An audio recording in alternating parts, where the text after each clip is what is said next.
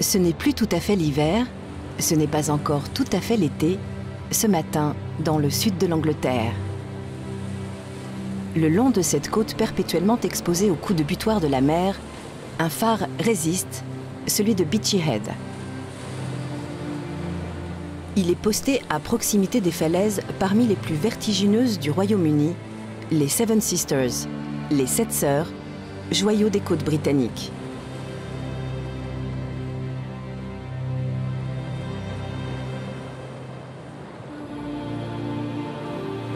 Nous voici le long des côtes du Sussex, comme un exact calque de la côte normande française, juste en face.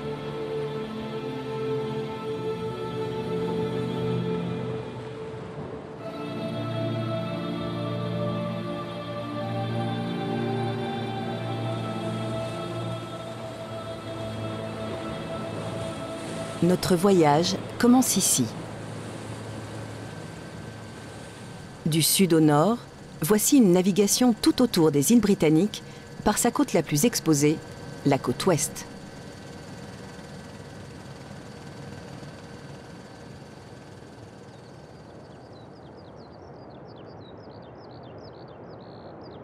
Brighton en vue. Brighton, célèbre pour ses piers, ses jetées promenades.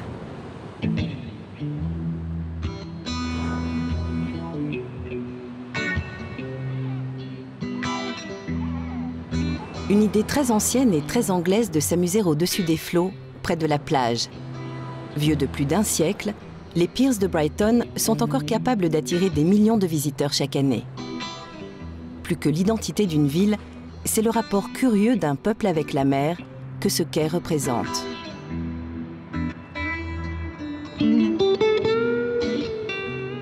Ludique, mais aussi très british, Brighton.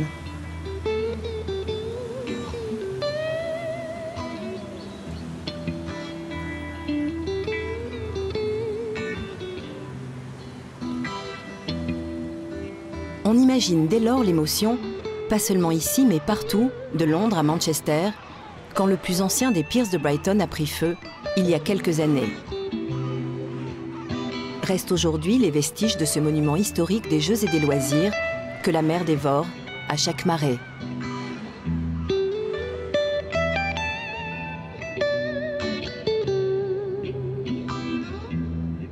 Sur notre route vers l'ouest, notre regard s'attarde sur un estuaire. C'est un quartier alternatif près de Shoreham. Decks, où de néo-beatniks font d'un bus ou d'un camion de pompiers des maisons flottantes.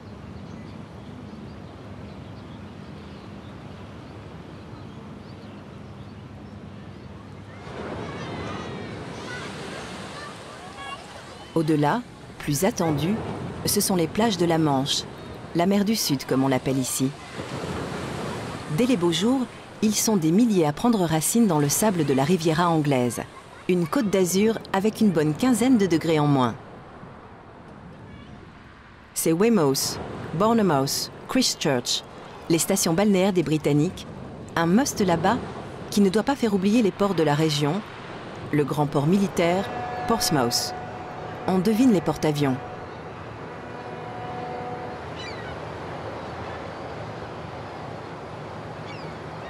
Et un trafic ininterrompu de petits ferries nous emmène tout droit sur l'île de Wight, qu'aucun pont ne relie encore à la grande île.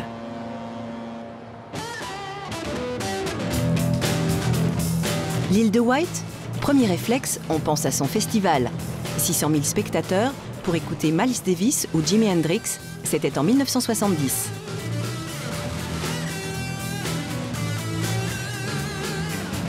Aujourd'hui, le festival existe toujours, mais plus avec la même aura.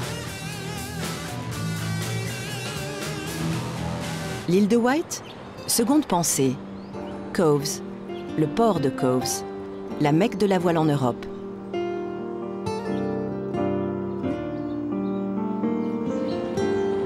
Ici, le Yacht Club en a vu passer des champions, des grands de la régate, et ce ne sont pas toujours des Britanniques, loin de là. C'est dans ces parages qu'est née, il y a plus de 150 ans, une course de légende, la Coupe de l'America.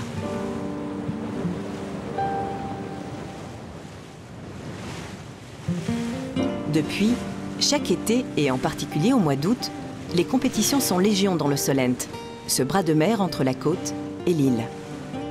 On y croise pas seulement des ferries, mais parfois de très jolis bateaux.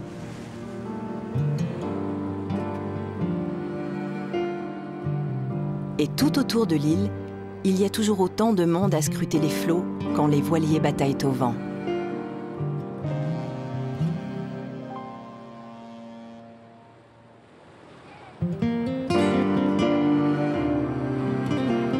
Quand les régatiers contournent l'île de Wight, ils passent toujours devant un phare et des falaises hautement symboliques, les Needles, les aiguilles blanches plantées dans l'ouest de l'île.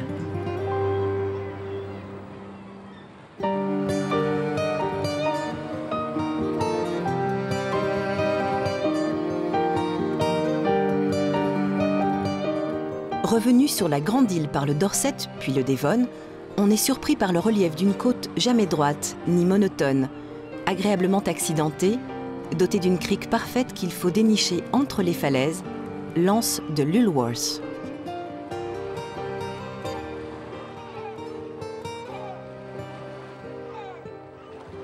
En matière de port naturel, on a rarement vu mieux. Lulworth Cove, c'est le repère des pirates, le havre de paix par excellence, à quelques milles de la très prisée île de Wight.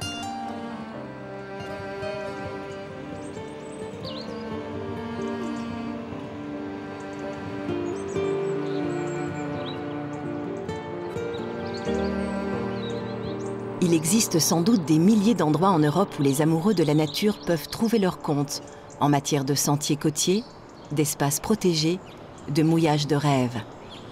En cette extrémité sud de l'Angleterre, tout semble réuni.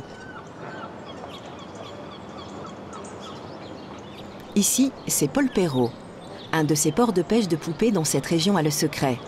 C'est la Cornouaille anglaise, cette longue péninsule qui pointe vers le grand large.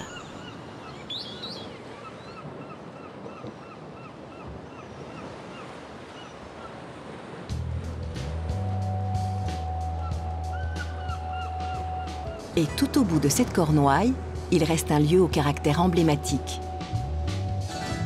Sur le continent américain, il y a le cap Horn, en Afrique, le cap de Bonne-Espérance, ici, il y a le cap Lizard. À la taille des cornes de brume, on se dit que la visibilité ne doit pas toujours être aussi bonne qu'aujourd'hui. Le cap Lizard, on le connaît parce qu'il est devenu le point de référence pour les records de traversée de l'Atlantique en voilier.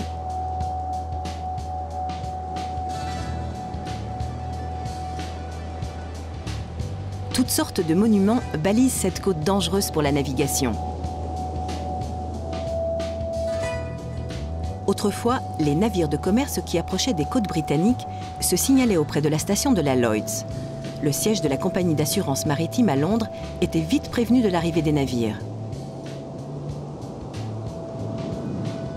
À quelques kilomètres du cap Lizard, le phare de Longship. Désert l'hiver quand les vagues passent par-dessus, occupé l'été pour les opérations d'entretien. À Longship, nous touchons presque le point le plus sud des îles britanniques, un lieu nommé Land's End, littéralement le bout du monde.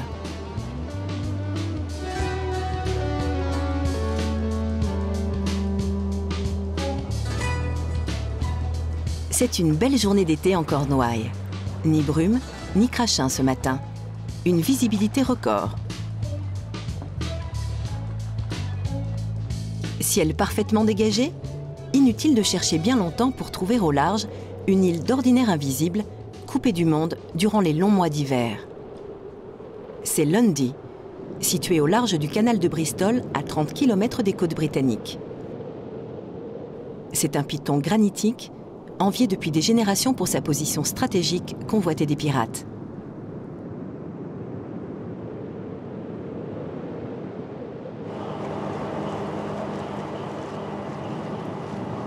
L'île est à peine habitée. Son accès n'est pas facile, sans véritable port. Quelques jours par an, l'été, l'armée britannique affrète hommes et navires pour assister les rares habitants permanents. Un fermier, des ornithologues, des étudiants, des passionnés d'histoire, de géologie et surtout de tranquillité.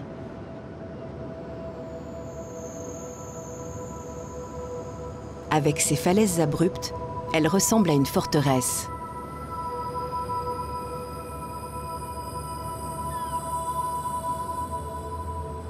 Ils sont une vingtaine à vivre ici, été comme hiver, volontaires pour une mission.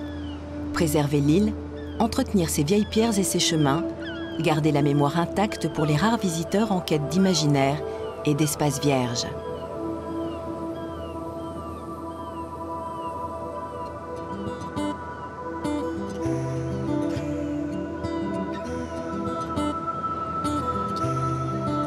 Question grands espaces, on ne peut pas dire que les voisins gallois, eux, aient à se plaindre.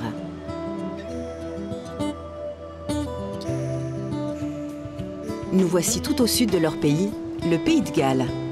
Dans les prés, bien verts, c'est un peu Woodstock, mais sans stars ni musique. Les seules vedettes aujourd'hui, ce sont l'été et la mer.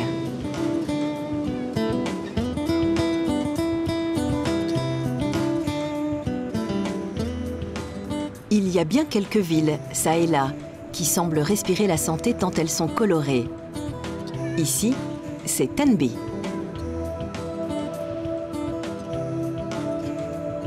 Une journée de soleil, on ne va pas laisser passer ça. Les peintres sont déjà à pied d'œuvre. Dans le centre-ville multicolore, la foule déambule au pied des maisons géorgiennes. Tenby est un port très ancien posé sur un promontoire rocheux avec kiosque à musique qui donne sur le canal Saint-Georges, cet immense bras de mer qui sépare le Pays de Galles de l'Irlande.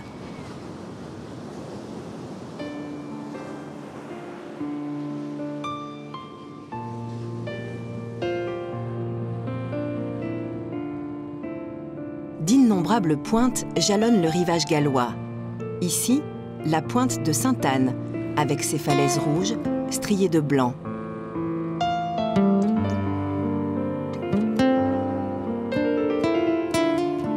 À l'entrée du port de Milford Haven, des tours dignes de Vauban gardent l'une des plus grandes raffineries du Royaume-Uni. Et qui dit raffinerie, dit trafic maritime intense. Le Pays de Galles a aussi connu son lot de marées noires.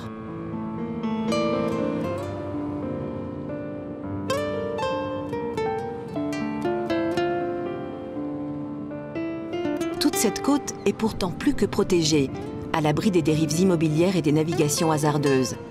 C'est un parc naturel réservé aux oiseaux de mer, accessoirement aux alpinistes. Côte extrêmement dentelée, roches granitiques, avec au loin dans les terres, des gisements houillés où se sont épuisées des générations de mineurs.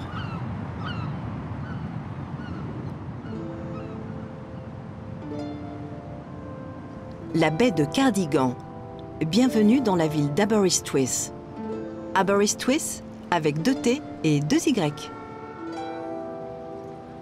Aberystwyth, c'est du gallois, et en gallois, il y a beaucoup de noms qui ne s'écrivent pas comme ils se prononcent. Le gallois est une langue celtique aux sonorités déroutantes qui se parle dans tout le pays. Elle s'étudie ici dans une université qui lui est dévolue. Cette ville prestigieuse, aux bâtiments très anciens, c'est le berceau de l'histoire galloise. L'âme d'un pays de 3 millions d'habitants. Plus on monte vers le nord, plus il y a de montagnes dans le lointain, les montagnes de la Snowdonia, et toujours autant de villages côtiers sur des plages quasi désertes. Quelques trop courtes semaines d'été, c'est la vie au grand air.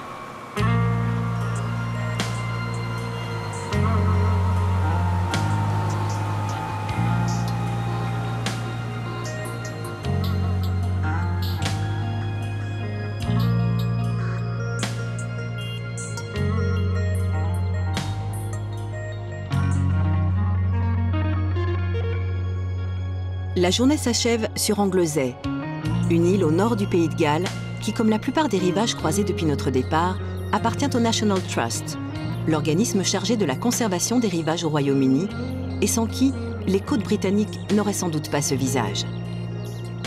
Ici, les rivages sont considérés comme un patrimoine naturel, donc rare et précieux.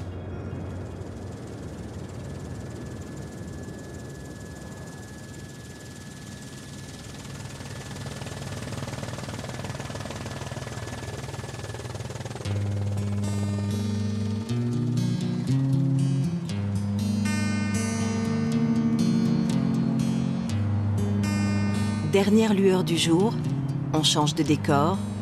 Voici l'une des villes les plus exotiques du littoral britannique. Blackpool, un concentré d'Angleterre populaire en bord de mer.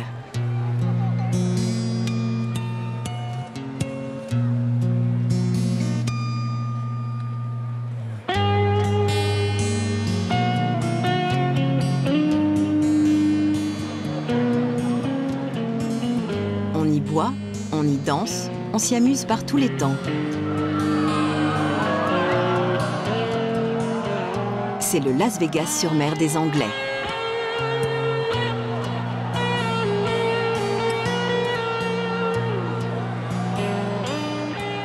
C'est Pleasure Beach, la plage du plaisir, pour petits et grands enfants.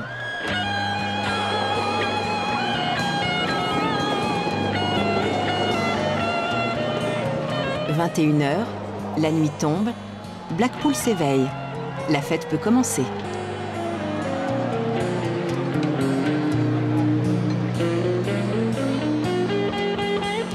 Du large, la ville se distingue par ses milliers de feux, néons, lasers, flashs qui clignotent. Pas besoin de phare maritime pour la signaler.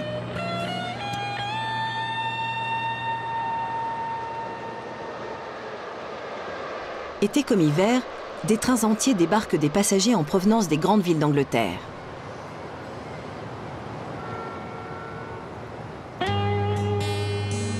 À une cinquantaine de kilomètres de Blackpool, une autre ville d'une Angleterre de légende, c'est Liverpool, la rebelle. Liverpool des Beatles et des paquebots, des dockers et des marins.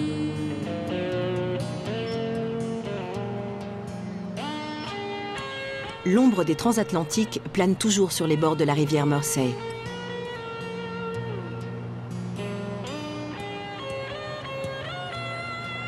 Les célèbres docks, aujourd'hui réhabilités, ont changé de fonction.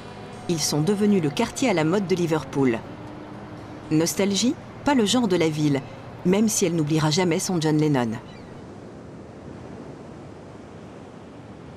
Au-delà des deux grandes villes du nord-ouest, la côte britannique déroule ses dernières dunes, ses dernières collines avant les montagnes d'Écosse. Au large, un champ d'éoliennes marines.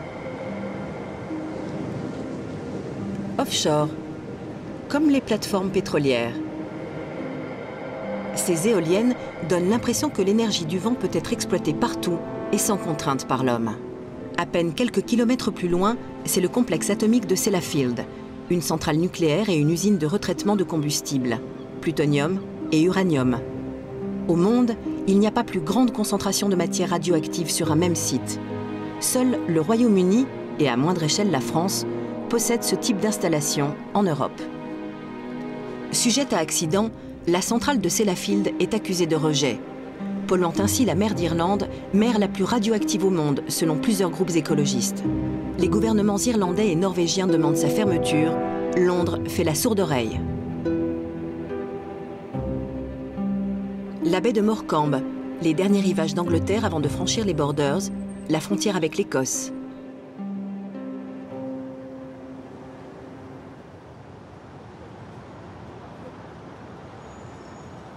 Avant d'aller se perdre dans le nord et dans les îles, escale dans une métropole forte et fière, Glasgow. Une grande ville, capitale industrielle, laborieuse et cosmopolite. Celtique aussi, avec son festival de Pipes Bands, qui concourt l'été dans les parcs et les jardins.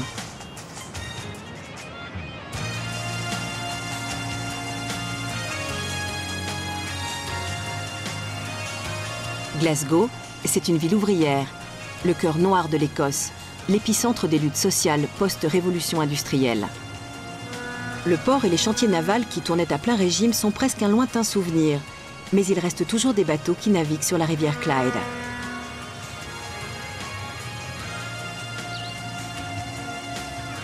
Glasgow s'embourgeoise un brin, se modernise beaucoup, se reconvertit comme elle peut, et la rivale d'à côté, l'autre capitale, politique celle-là, semble ne pas bouger, imperturbable.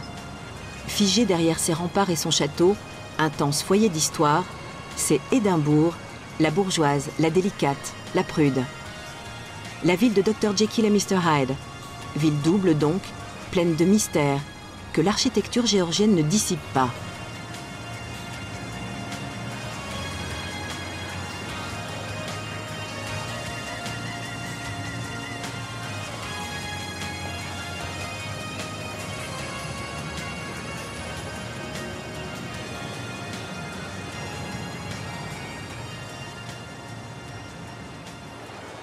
On laisse Glasgow et Édimbourg à leur rivalité de sœurs ennemies. Il est temps de prendre le pont ferroviaire au-dessus de la rivière Forth. Route nord vers l'Écosse, celle des lochs, des montagnes que l'on nomme Ben et des châteaux anciens.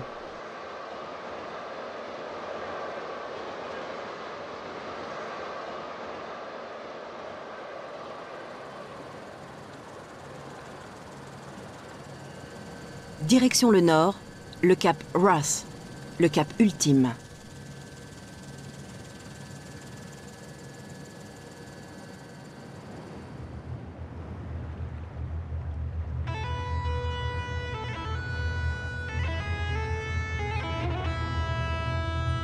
Dans les Highlands, les hautes terres d'Écosse, il y a énormément de choses à contempler, à comprendre. Les éléments se répondent les uns aux autres. Les montagnes aux îles, les animaux aux constructions souvent multicentenaires.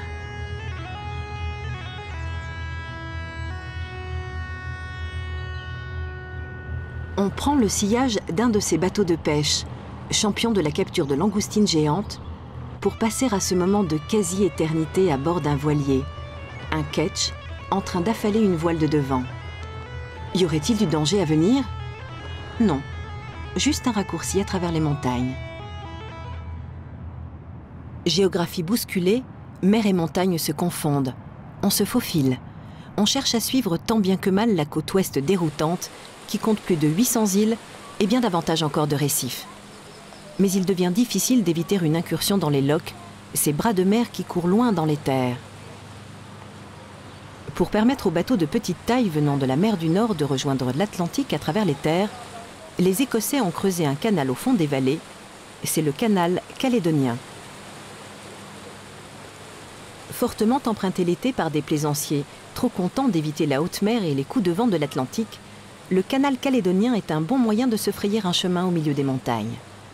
La meilleure manière de rencontrer un pays où la nature et les tempéraments semblent plus forts, plus sauvages, plus extrêmes que partout ailleurs. On ne va pas résumer l'histoire de l'Écosse en 2 mots. Juste rappeler l'arrivée des Celtes, le passage des Vikings, les luttes intestines et meurtrières entre clans ennemis, les embrouilles ataviques avec les Anglais. Un château mondialement connu voudrait tout dire, ou presque. Dire d'abord que l'histoire écossaise tire les imaginations vers le haut. Eleandonnan Castle est son nom, décor naturel d'innombrables films.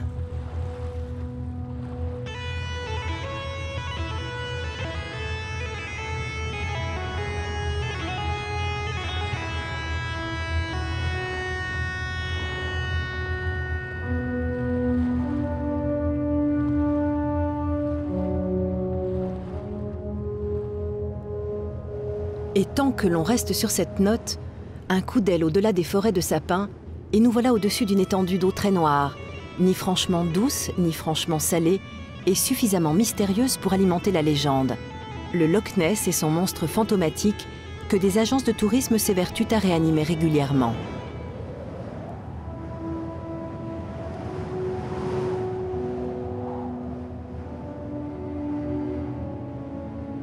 Voilà pourtant un pays qui mérite bien mieux que les clichés fabriqués.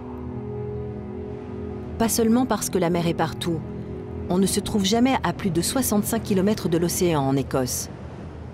Pas seulement parce que c'est l'une des régions d'Europe où la présence humaine paraît la plus discrète.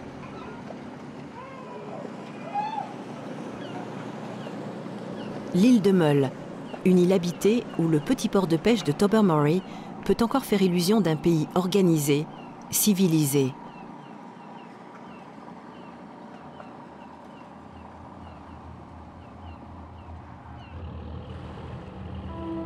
Mais une fois sur la route du Nord, très vite affranchis des clichés justement, nous voici à la lisière du monde humain. L'eau et la pierre, les éléments, une géographie bousculée il y a des millions d'années.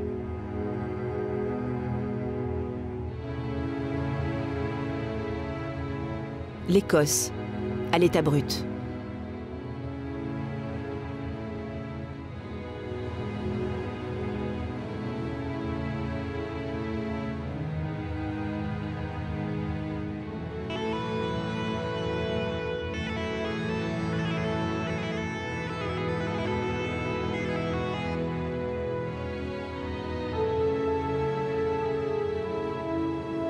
En route vers le point le plus septentrional du Royaume-Uni, on se risque à un parallèle entre ces Highlands, les hautes terres, et les hauteurs de l'esprit.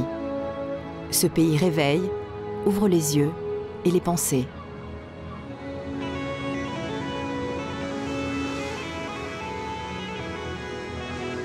La notion d'espace prend tout son sens près du Cap Ross, le cap de la colère, où il n'existe rien d'autre que les goélands, le vent et un phare dont les locaux des gardiens ont été transformés en chenil. Dommage que les chiens ne parlent pas. Ils diraient que cette patte de géant posée sur l'océan est sans doute l'un des endroits les plus sidérants des côtes d'Europe. Une sauvagerie absolue.